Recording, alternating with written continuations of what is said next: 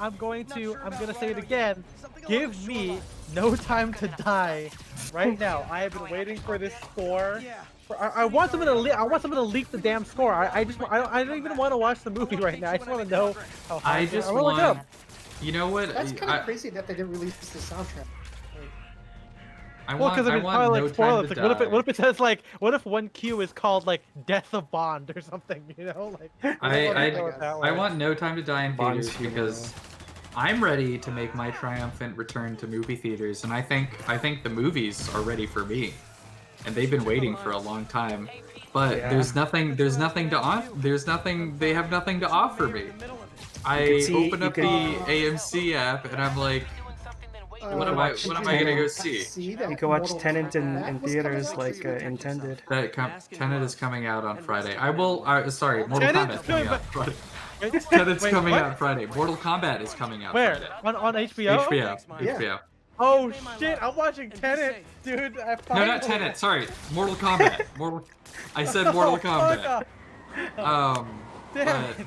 I will. If Tenet is showing in the theaters, I will absolutely see it there because It's as it's good in intended, right? theaters. That's the only movie I've seen in theaters during this whole pandemic.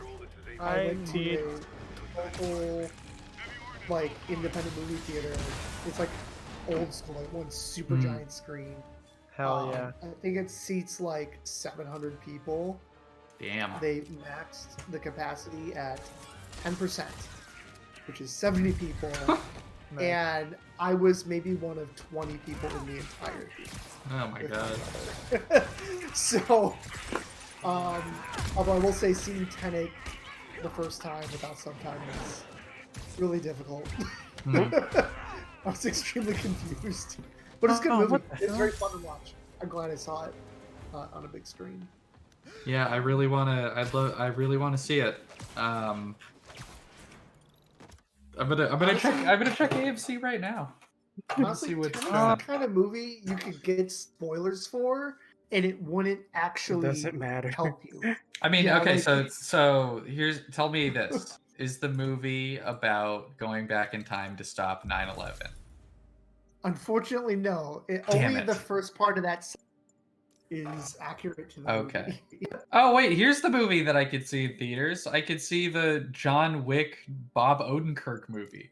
Nobody, yes. I do want to see that. Looks good. Although it's on demand right now, so I'm like, is that a movie I want to see in theaters? Or Can we Control F Tenet? No, they're not showing it anywhere. Damn. They are showing Wonder Woman 84. Oh Hard boy. pass. Yeah, no thank you. No thank you. I haven't watched. I didn't watch that one. Bad. Okay, I don't like how my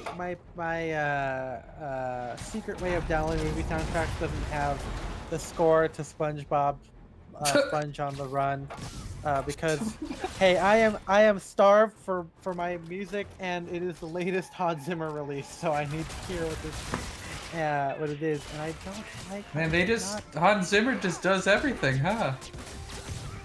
Yeah, you want? Okay, I'm gonna go. Okay, let's see what he's doing right now. How much Okay, does I'm gonna go. Hans actually do? Or is it just kind of like Andy here we Warhol, go. where he's got Alright. a factory? Yeah, the Here we last go. 10 minutes is just gonna be He's Hans. like Here we Amy go, this is it. Hurst, where he just has a factory of Yes, workers. and he you signs off on you it. are absolutely correct in that Hans Zimmer is the brand. That he has a bunch of composers work for him. Hans Zimmer has a thing called Remote Control Productions, which is I think Of course, it's called that, right? Yeah, right. And it's he made that in like the late '90s, I believe. I think it's rebranded just under Hans Zimmer.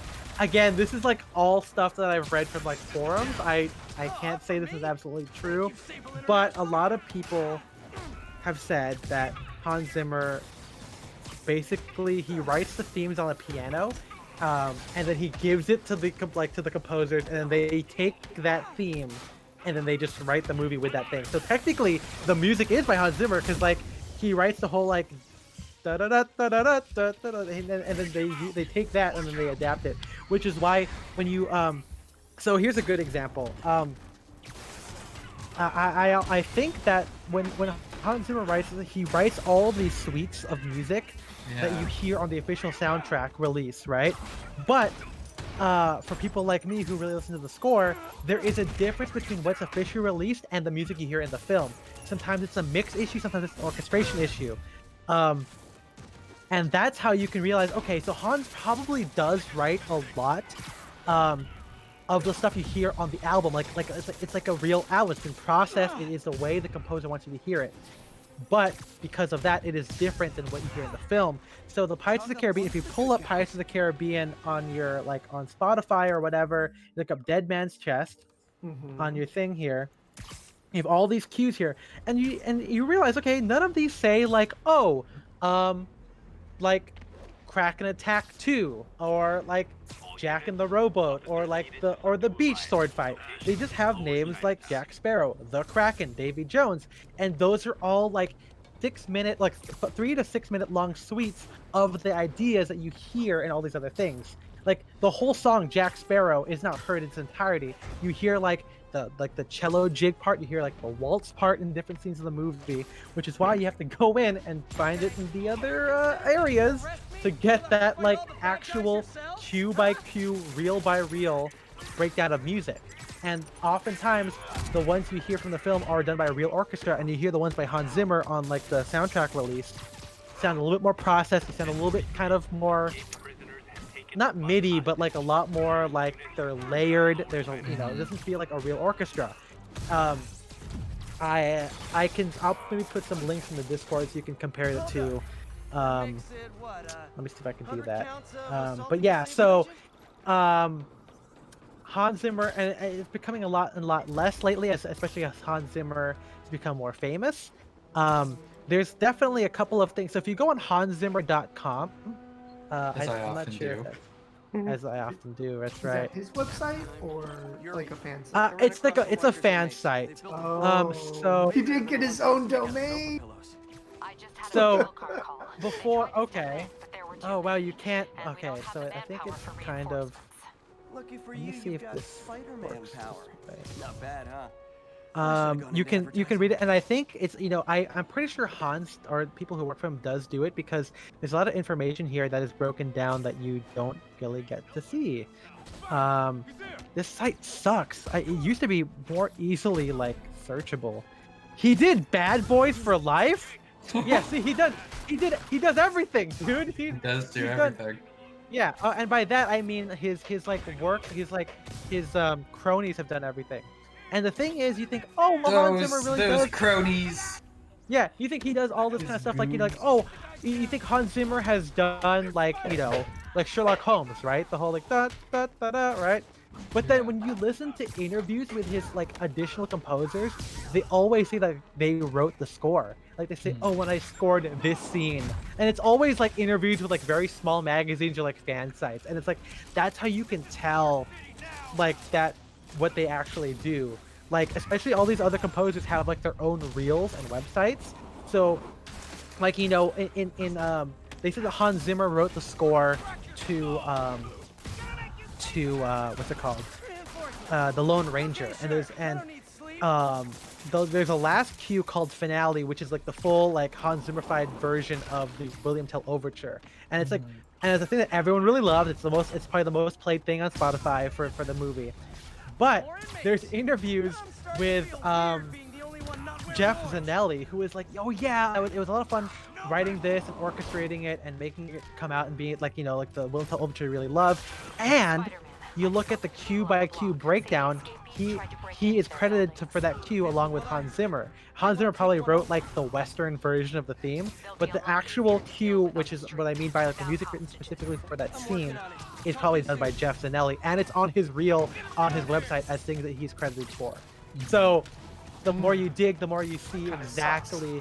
Yeah, you see exactly how much work he actually does. Like, it's, yeah. I mean, hard to say, right? Because if this is maybe a little bit collaborative, or like, he has the broad strokes, but someone goes in and finds it, or especially like puts it to a scene, a very particular like sequence in a film.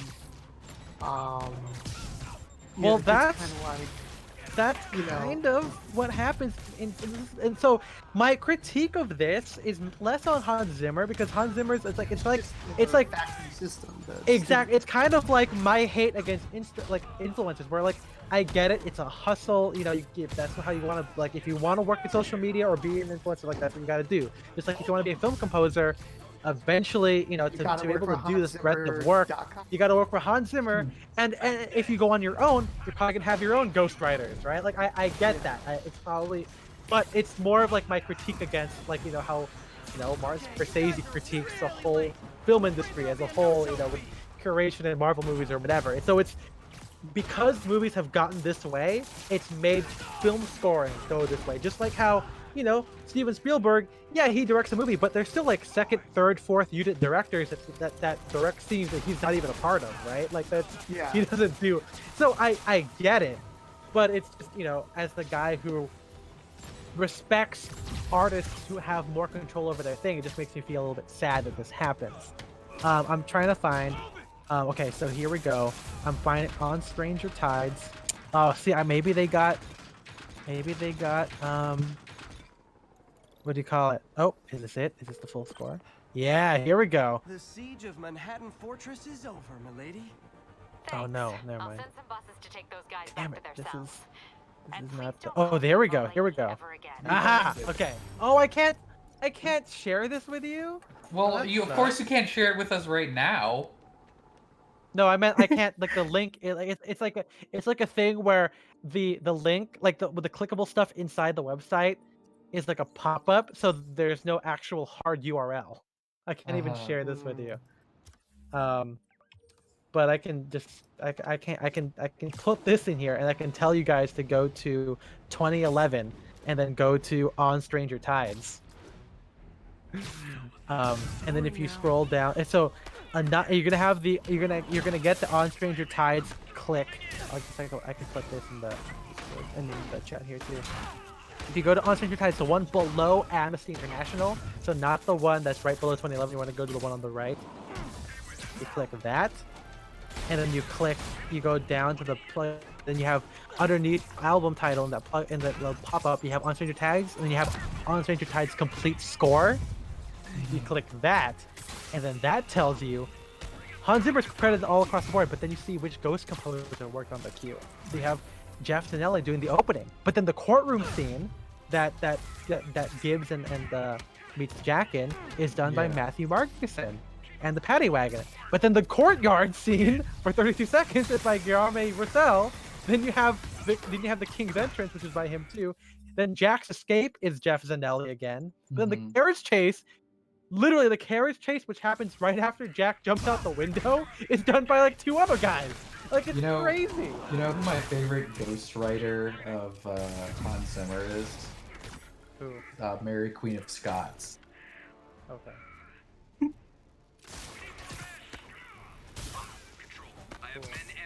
She's a famous ghost.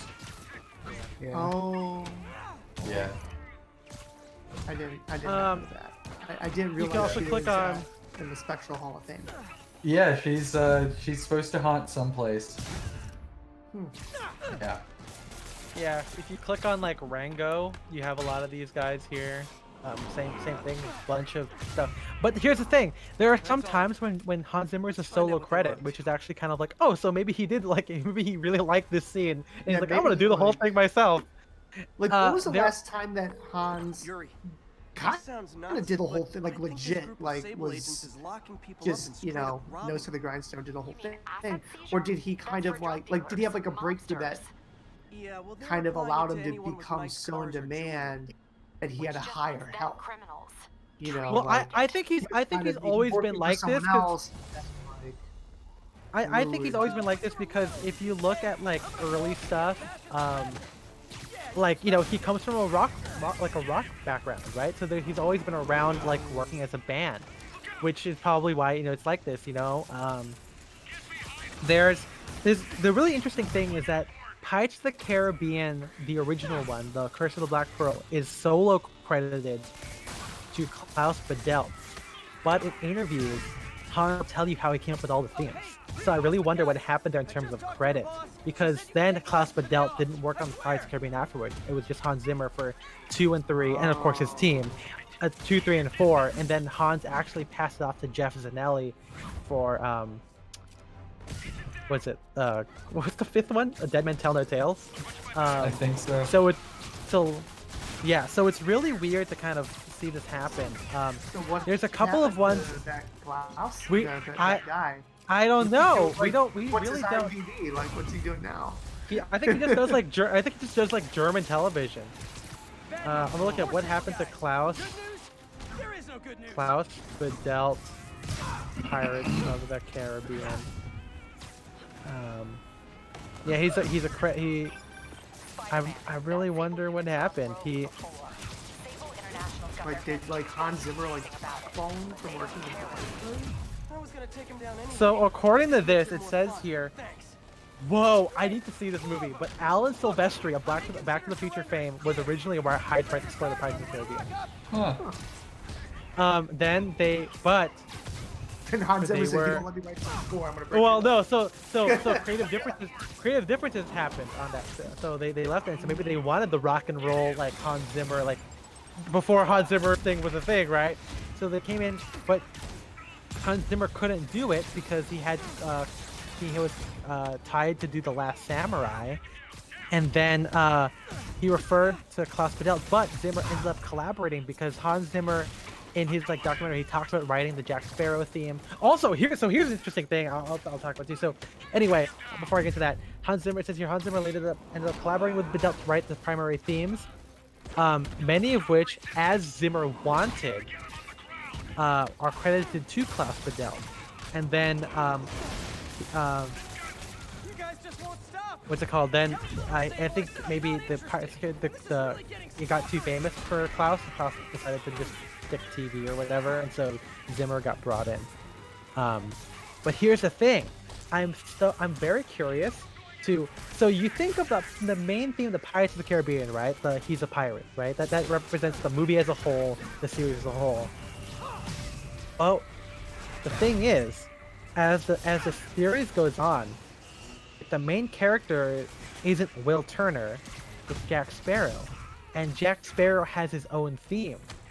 So I wonder if when Hans came back for the sequels and they kind of made it different, Hans Zimmer made these newer themes for Jack Sparrow.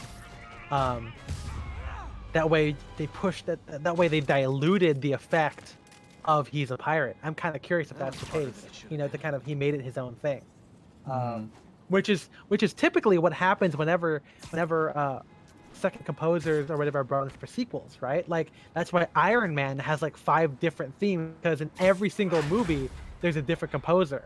Like Ramin Djawadi worked in the first one, then he was replaced by John Debney, who did a lot of Disney films. Then he was replaced by Brian Tyler, who did the the Fast and Furious franchise. And then Tony gets his own theme in Spider-Man: Homecoming, which is written by Michael Giacchino. And then that's also why in Jurassic World you have a different theme for Jurassic Park, because it's Michael Giacchino's series, right? That's also why in Rogue One you have a different theme for Star Wars, because Michael Giacchino does it. And so I understand that composers want to put their mark into things, but I also feel like it's weird, like when you listen to what's it called? Not Quantum of Solace. What's the one after that? Skyfall and Spectre. They don't really use the James Bond theme a lot, which is kind of weird. So yeah, I have a very strong stuff about composers. And to go back to what Kiyoshi was asking, I think the most solo stuff that Hans Zimmer has done is like the Christopher Nolan films. That I think is the one that he feels most passionate about and works a lot on, like Interstellar and Inception. But I have heard that Blade Runner, Yuri, which was a group and of Interstellar escaped might inmates have looks been like they've also gotten their hands on some serious firepower. what's it called? Ghost composed by some other people too, which is like Benjamin Wallfish,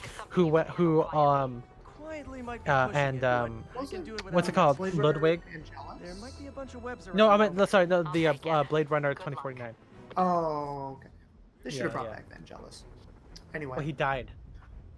Oh, I mean, AI. Oh Obviously. yeah. Just using AI. But yeah, I mean, they like David says, they sometimes love their sound too much, repeat other projects. Yeah, I know, and it's one of those things too where a lot of people like don't like the John Williams fan accounts because it's like, oh, they're like John Williams is literally like the last composer who uses like the bare minimum.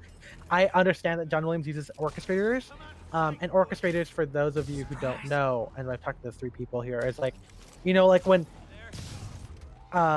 someone writes a song for a musical, like they write it on piano, and then the orchestra comes in, and that's what changes it to like the little ensemble that you tend to hear. Sometimes composers orchestrate their own thing. Sometimes they have ideas like, okay, when I'm writing this on the piano, I know that this is going to be synth. Like when Andrew Lloyd Webber does it, he has an orchestrator, but I'm pretty sure he knew that he was going to use like synth in like Cats or in like the organ in Phantom of the Opera, stuff like that. And John Williams, I have seen sketches of John Williams's handwritten stuff, and it literally is like basically split out into like sections, which is fun compared to say what I've heard from Michael Giacchino, where it's like written on like a piano bar, and then he like they like the orchestrator extrapolates it, which makes you think, okay, when you have like this scene and you hear like an oboe playing, did the composer write that, or have that idea for the oboe,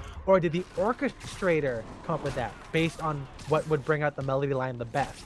Because some composers aren't orchestrators, and a lot of composers nowadays are also not conductors. They don't conduct their own music anymore either.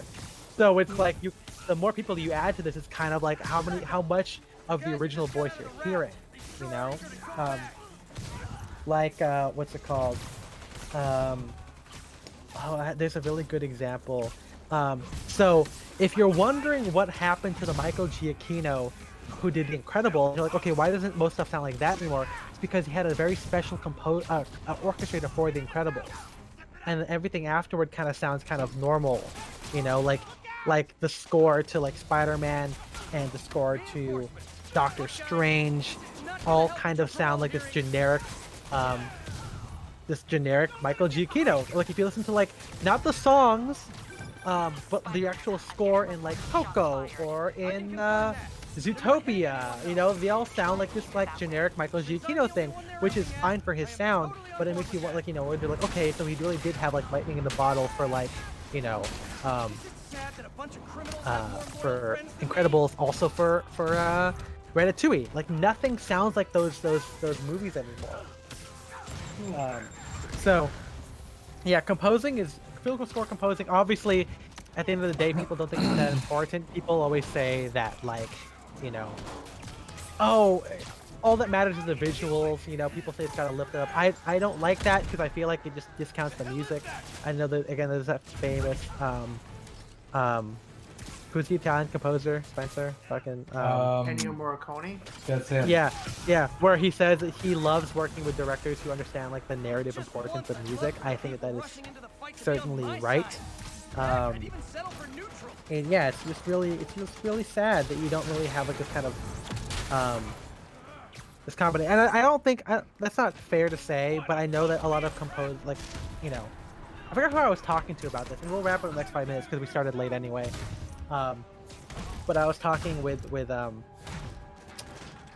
my friend Adam, who is who's an editor, and we talked about how like the difference in approach, where with very minimal, like Christopher Nolan-esque wide shot kind of those movies that require a like the Trent Reznor, Atticus Ross approach, the very minimal Hans Zimmer Blade Runner thing. It's all, they say that those things are like, minimal, but I feel they make you feel the music the most. Like there's just something about the power, like when everything's so minimal like that and so broad, it just I actually pay attention to music more so than like in a John Williams thing. It Hmm. just it's even more in your face, right? Like Blade Runner, the music is so loud, you feel it in your chest with the bass. It's so interesting, and it's like, you know, that scene actually I think requires music the most because otherwise you just have this big shot of like nothing. You don't know how to feel when you watch those things, and this music kind of provides that for you more so than any kind of orchestra can do, you know. And it's just really weird that's kind of where we're going in that kind of a thing where, you know, I feel like like film today is meant to be Looks like some people were kind of protesting this Sable base. not Agents devoid of responded by locking emotion, them up. but the visuals are often Great like way to win hearts and minds. are Can you often get them like out? like It'll take they're some they're not. persuasion, but I'm a pretty persuasive Yeah, guy. oh, I guess yeah. Movies are kind of devoid of emotion Yeah. nowadays. I mean, that's kind of like a generic. It's a generic term. Well, like but, everything, the- everything is it's like full of everything is shot exactly the same. Everything is lit exactly the same. yeah. It's like dark. It's so wide. You know, like when you watch The Crown, it's like and like you know, and I know a lot of Netflix shows is like shot the same, but like it has a kind of like dark, almost like Fincher approach, just like how like it looks like Mindhunter, right? Everything is so dark, everything is so like cold and like yellowish lighting, you know what I mean? It's like it's got all of that, and the music is always the same drudging, minimal, plodding sound, which is also because Hans Zimmer does everything, right? There and by the way, Hans Zimmer did write the theme to The Crown, and Lauren Balfe, who has worked with him on Sherlock Holmes, on Pirates of the Caribbean, on Mission Impossible Fallout, on apparently on Bad Boys for Life. You know, these guys have worked on the same things together, so everything kind of feels the same. And you know, my only solution to this is always going to be like narrative importance. It's always going to be how you approach music and associate these things with ideas, because these places are like these things don't really have themes anymore. They don't have orchestral complexity. Something a big part in my essay on music and how it relates to menswear is that I have this idea that the more stuff you add to it, the better it is, because if you accomplish being slouchy or making it seem natural, it makes it even better, as opposed to trying too hard to be minimal by stripping everything out of it. You know, I feel like, you know, what like the example is when you have like those realtor guys wearing, you know, the tight suit without the tie, you know, with the tan shoes. They're clearly trying to look formal and not look formal at the same time, but they're trying so hard to do that, right? They're like, oh, I look nice, but I'm just trying to be one of you guys. I'm trying to be this approachable kind of a dude, and it falls flat. Where compared to like for me, like the guys at the Armory or Jake Grantham, where they're wearing a tie, it's all dudded up, it's so tailored, but the vibe seems even easier, that it just comes off as like, you know, it comes off as so much more natural. It accomplishes that in, you know, in my eyes. So I feel like the same thing from composing, where to me John Williams and similar composers, it's not just him, but of course it's a rarity, that approach to composing I think is a lot better, and that's why a lot of his stuff and a lot of similar stuff kind of transcend, you know, they transcend like movies. Like you can they're an experience, right? And I can't think of any movie recently that makes you feel in that same way. Like yeah, you can say yeah, Blade Runner makes you feel that way, but can you hum the theme to Blade Runner? Like it doesn't stick with you, you know? Like you can say you can say that. Well, like those I guys. could do the theme. I could do Tears in the Rain, but that's not Hans Zimmer. More of you. That's it. Yeah, that's Vangelis. Yeah. But it's how like does, yeah, how it's does like Dune go? Or not Dune. What is the Vegas Mesa. Mesa? It goes like bum bum bum bum bum bum, and it's like it has like that sawtooth like 70s 80s synth sound to it. But yeah, they like you have that, right? But then when you watch the film, that's the music for a specific scene. It's not tied to anything. It's not the theme of the movie. The closest thing you have to that is Tears in the Rain, like we're being reprised from the original film, and even then, that's not the theme of the Blade Runner. the original Blade Runner, right? Like that's also a scene, and that's also a different approach, but that just kind of was like, okay, like what does, like when you think about these things, what do they represent? Like what everything in the movie represents stuff, like right, there's the whole origami shit, right? Like that's a consistent thematic thing that happens in the film, you know, connecting to Deckard, and if he's what's a replicant or not, right? Like there's this that kind of weird idea. But in terms of the music, when you look at it that way, it doesn't mean anything. It provides a vibe. It's cool too, but it doesn't mean anything.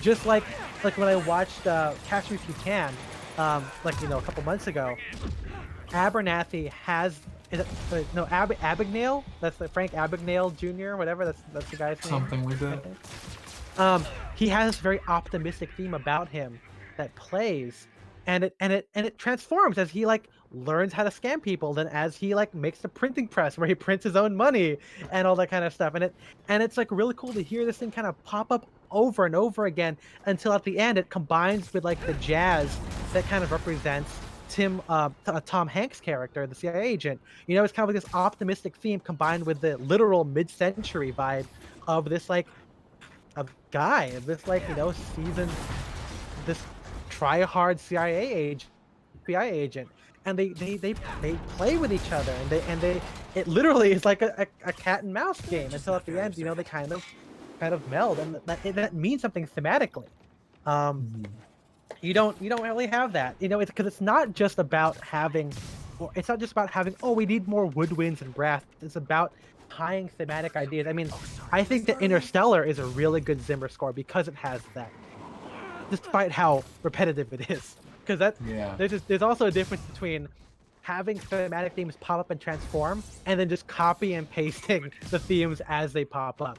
Like in Interstellar, that like organ theme, like the dun dun dun dun, just they literally, you hear that all the time. You hear it. You also hear like that marimba clicking sound whenever time is involved, right? So you have that with the water, like the mountains are actually waves scene. You have that when like they're trying to dock, right? And the whole thing is spinning out or whatever. That also plays, like that the organ plays when the cornfield. It plays whenever it plays when like when he's reading his old video messages. Like Hans Zimmer always has a very fast and loose thematic connotation. He does it, I think it's more tied to like whenever characters are generally on screen, but it doesn't mean anything in the abstract. Whereas say Lincoln by John Williams has a theme for like the amendment and literally abolition. And so whenever characters talk about freeing the slaves, you hear this very Americana Copeland like folksy sound. And then when at the end when they're voting on it, it explodes this big thing. And then at the end when you realize that, what's his name, the old guy from Mission Impossible, what's his name, the really grizzled, the guy, he's from Captain America, what's his name, the old man, he's Robert like, Redford? No, not Robert Redford.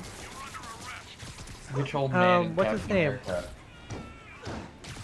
The general. What's his name? He has like the senator with the wig. Oh, the senator with the wig? Oh, from Thaddeus Stevens and Lincoln? Of course, that is none other than he's in Men in Black too. Yeah, that's what I said. Tommy Lee Jones. That's him. Tommy Lee Jones. At the end, when he goes back home, and you find out his wife is black, like it plays the music there too, and it's just really great. There's actually like 5 themes in Lincoln. There's like a theme for the war itself. There's a theme for his relationship with the son that plays, you know, whenever he has like these, you know, he talks about like, you know, when his son's like, I want to be like, what's his name? Joseph Gordon-Levitt, who we talked about earlier. Like he wants to be in the war, but his dad won't let him because he doesn't want to lose his son, you know. Like these are powerful things, and again, I can only think of John Williams examples because these are the easiest to find, but you don't really have that anymore. You don't really have these abstract ideas in film. Just like in the Marvel movies, you have like the main theme and like the bad guy theme, and like that's it. You know, you have You don't have like Star Wars has multiple themes. Indiana Jones has multiple like Indiana Jones and the Last Crusade has a theme for the dad and the relationship with the dad. Like that's powerful. That is an abstract idea that is defined musically, and it's just sad that you don't have that anymore. That it probably ties to like when movies don't have those themes anymore. So. I just, at the end of the day, it becomes, my little film score just becomes, I want to hear a composer try something. That's why I want to see how Hans Zimmer does the score to SpongeBob. I want to see how he approaches that, and if he makes a theme for SpongeBob, and how he, if at all, he uses that. Just like I want to see his take on James Bond, right? Because Lauren and Balfe did Mission Impossible Fallout, which I thought was pretty okay, even though it sounds like if Hans Zimmer, well, the whole movie is basically if Christopher Nolan did a Mission Impossible movie. It is clearly a rip-off of like a Christopher Nolan. There's so many wide shots. Like they literally take they take the same orchestration of the beginning with Bane, and I'll put this in live for you guys to listen to in a second. But it's like so close. But yeah, Gotham's recommend. It's also, and the thing is, there's that really great, what do you call it? Every Frame a Painting essay called like the issue with like temp tracking, right? And I would take it away, like the real thing is that it's the same composers all the time. that's the real issue where like. Oh right, yeah. Transformers sounds like the Dark Knight because Steve Jablonsky has worked with Hans Zimmer, before, and Ramin Djawadi has worked on stuff with him, and that's why Game of Thrones sounds like Pirates of the Caribbean, or the opening titles have the same orchestration as that kind of a thing. But yeah, maybe after this I can go live on Discord. I'll just go live and I'll show you guys. Yeah. So you guys, I can just play it for you guys. Send it Anyway, to join thank the you for Patreon. listening.